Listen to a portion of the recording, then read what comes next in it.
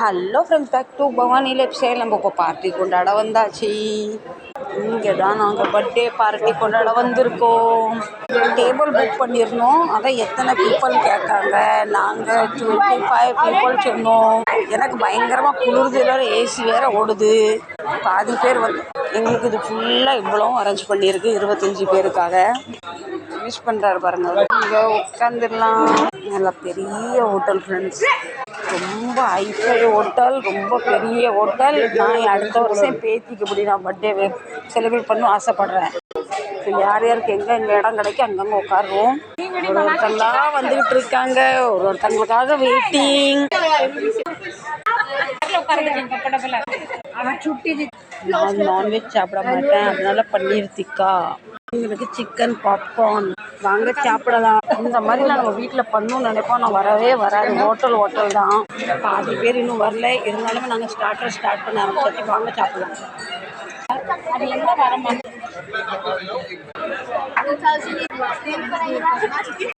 இது chicken gravy. நான் வந்து வெஜ் சாப்பிட்றேன். தந்தூரி சிக்கன் காய்கறி. இது எங்கள் குடும்பம் அவ்வளவும். இதில் ஒன்றும் பாதி பேர் வரல. இங்கேருந்து அங்கே வரைக்கும் டோட்டல் எங்கள் குடும்பம் தான். பார்த்துக்கங்க. இதில் நாங்கள் அக்கா தங்கச்சி 5 பேரோட மாப்பிள்ளை பிள்ளைங்க குடும்பம். இதில் எங்கள் அக்கா ஒன்று கேரளாலேருந்து வரல. என் தம்பி ஒய்ஃப் வந்து நாகர்கோவிலில். நாங்களாம் இங்கே இருக்கோம். இது பன்னீர் கிரேவி, மஷ்ரூம் கிரேவி. வாங்க சாப்பிட்லாம். இவ்வளோ என் குடும்பம் இருக்குது. இருந்தாலுமே நான் நிம்மதியே இல்லை, சந்தோஷமே இல்லை. இவ்வளோ என் ஃபேமிலியில் என் 2 பசங்களும் என் மருமகளும் இல்லாதது எனக்கு ரொம்ப ஒரு கஷ்டமாக இருக்குது. அவங்களால வர முடியாத சூழ்நிலை.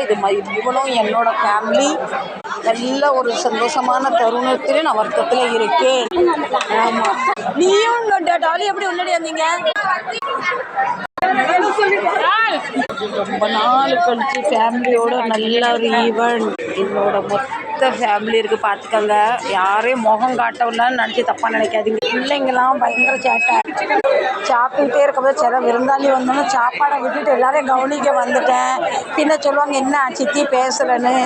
எங்கள் அக்காவும் நானும் எழுந்து நிற்க கவனிக்க ஆரம்பிச்சிட்டோம். பாருங்கள், இவ்வளோ சந்தோஷத்துக்கு இடையில எனக்கு மனசு ரொம்ப ஏதோ ஒரு பாரமாக இருக்குது ஃப்ரெண்ட்ஸ். ஏன்னு தெரியல. இதில் எங்கள் ஃபேமிலி இல்லை. இந்த பக்கத்தில் ஃபுல்லாக எங்கள் ஃபேமிலி, எங்கள் பசங்களோட ஃப்ரெண்டு, அவங்க மாமியார் வீட்டுக்காரங்க அப்படி இருக்காங்க. கழுவிடலாம் என்னன்னு தெரியல. ரொம்ப மனசு வேதனையாக இருக்குது. எல்லாருமே அவங்கவுங்க குடும்பத்தோடு அவங்கவுங்க பிள்ளைங்க கூட இருக்காங்க. நான் இன்றைக்கி 2 என் பிள்ளைங்க பக்கத்தில் இல்லை. அது எனக்கு ரொம்ப ஒரு வருத்தமாக இருக்குது. இந்த உலகத்திலே ஒரு தாயிட்ட என்ன வேணும்னு கேட்டால் அவள் பிள்ளைங்களை தான் கேட்பா. எங்கள் அக்கா வீட்டுக்கார் ரொம்ப உடம்பு சரியாமல் இருந்தார். அவரே இன்றைக்கி வந்துட்டார். இந்த